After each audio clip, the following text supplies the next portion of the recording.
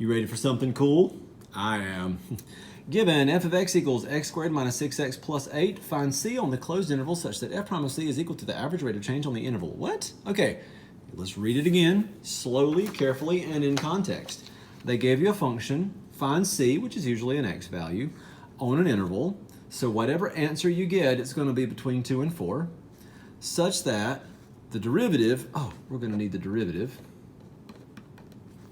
with c, we'll deal with that in a second,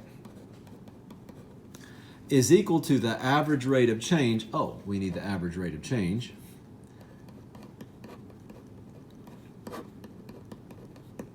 on the interval. Okay, so 2 is the denominator, no big deal there. If you plugged in a 4 right here, you'd have a 0. If you plugged in a 2 right here, you'd have a 0. You have 0. The average rate of change is 0. Okay, here we go. This is worded really bizarre, but it's basically the mean value theorem. We have a continuous function. It is continuous, it is differentiable. There's nothing wrong about this function where you divide by 0 or anything discontinuous like that, okay?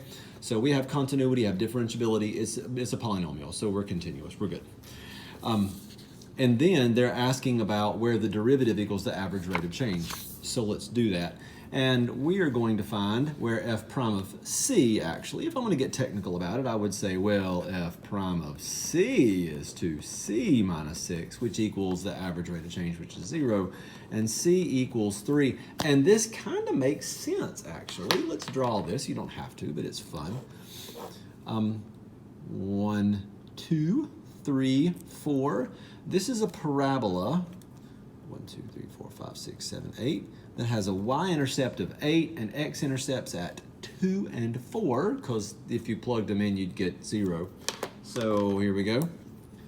2 and 4, and there it is, and there it goes. That's it right there.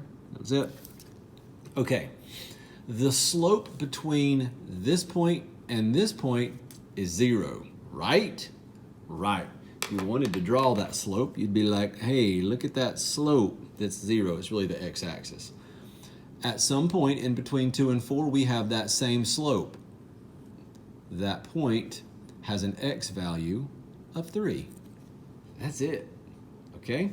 You ready for a new theorem that is actually not on the AP test, but I want to show it to you in case someone ever talks to you about it. You'd be like, he never taught us this. It's easy. Trust me. Rolle's theorem is the mean value theorem.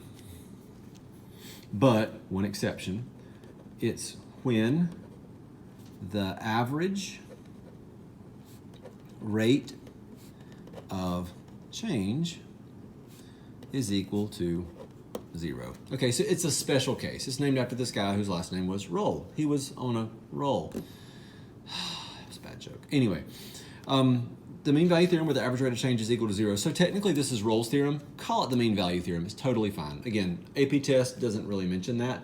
So it's not like apply Rolle's theorem to, no, use the mean value theorem. But this is just a special case of it where a guy named it after himself. Lucky him. One day you'll do the same.